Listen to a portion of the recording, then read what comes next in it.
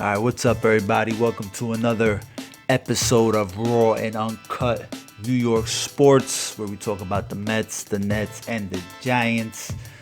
All right, man. So we're gonna talk about the Nets. All right, we got about 9 minutes left in the fourth quarter against the Boston Celtics, and we're down 30 fucking points.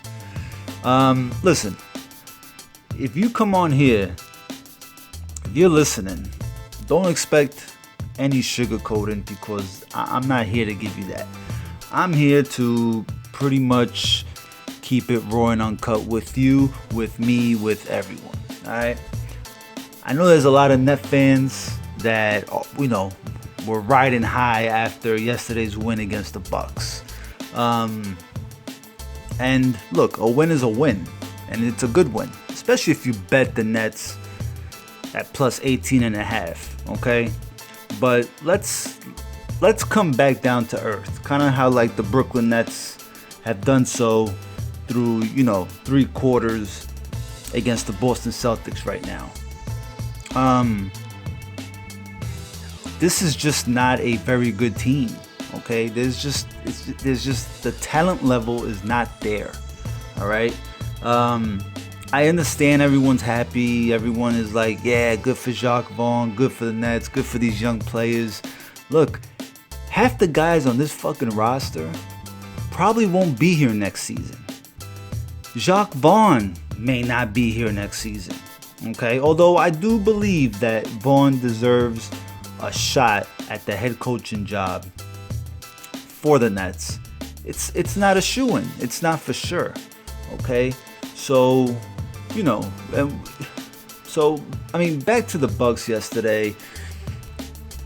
Look, I don't want to raid on no one's parade, okay? But I can't tell you that it's sunny outside when in reality it's cloudy, okay? What I can tell you is that eventually the sun will come out. There'll be a rainbow with a pot of gold at the end. I can tell you that. But I can't tell you it's sunny when it's cloudy outside, okay? So I think we just need to be honest with ourselves, okay, as Net fans. There's probably not a bigger Net fan bigger than me, okay? But I'm also a realist. And, the reality is Giannis, Middleton, they sat out for the second half. They only played 16 minutes. We only won by 3 points, 2 points.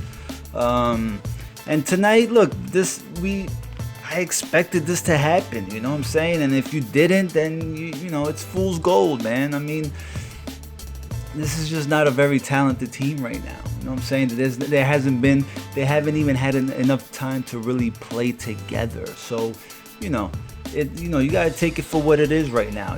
I can't even really watch these bubble games because some of them really don't matter. There's no home court advantage involved here, right? So you're just getting a bunch of, matchups being juggled and seedings, and you may, jump one team, but in the grand scheme of things, it doesn't mean as much, right? Especially with no home court advantage,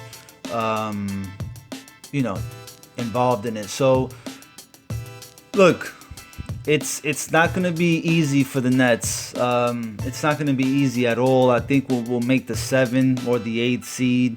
But we're going to have a super tough time beating the Bucks in a 7-game series. We're going to have a super tough time beating the Toronto Raptors in a 7-game series. It's just not going to happen. I don't see it happening at all. The talent level, it's just not there right now, okay? It's just not there. So, look, if I rained on your parade, sorry, not sorry, because I'm just, keeping it raw and uncut with you, man, just keeping it real. So, as fans, sometimes, our fandom of a team sometimes gets in the way, but, there's a lot to look forward to for the Nets once Kyrie and Durant come back. So we're down 120 to 87 with I guess 8 minutes left. it's been a tough showing tonight.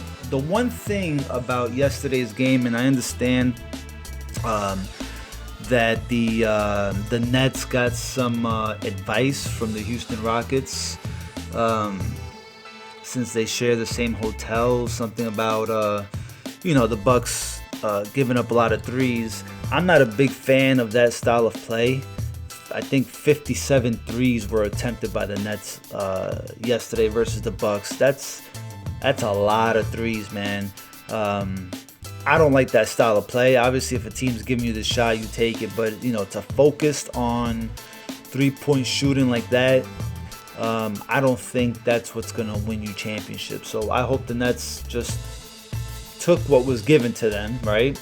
And that's not the style of basketball that the Brooklyn Nets are focusing on. So, but I do look forward to seeing how Jacques Vaughn manages the game, because that's where Kenny kind of lacks some in-game adjustments. So that's kind of what I'm really looking for.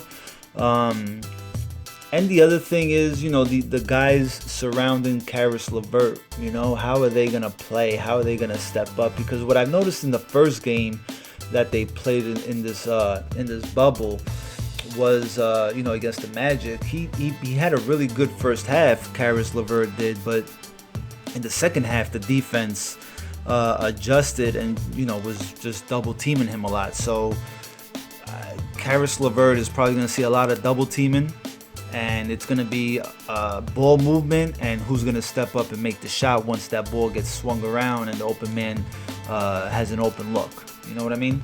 So yeah. I mean, look, I'm excited about the Brooklyn Nets. Excited to see what happens in the offseason going into next season. So yeah, let me know if you guys have been able to get into these games. Like, obviously you're a fan of the Brooklyn Nets or whoever you may be a fan of. You watch that specific team a little closely, but has it had that same enthusiasm? Like, have you been invested all the way? I can't say that I have. Even in the couple games that the Nets have been, that were close, I just can't get into it as much. And I think the issue lies where the games, like the seedings don't matter because there is no home court advantage. Does that make sense? So, all right, folks. So that's all I had for this one. A little Brooklyn Nets talk. Listen, don't get down on the Brooklyn Nets. All right, there's a lot to look forward to. It's just not our time during this bubble. Okay. We're gonna make the playoffs, but it's just not our time. Our time comes next season. So just keep your head up and keep it raw and uncut.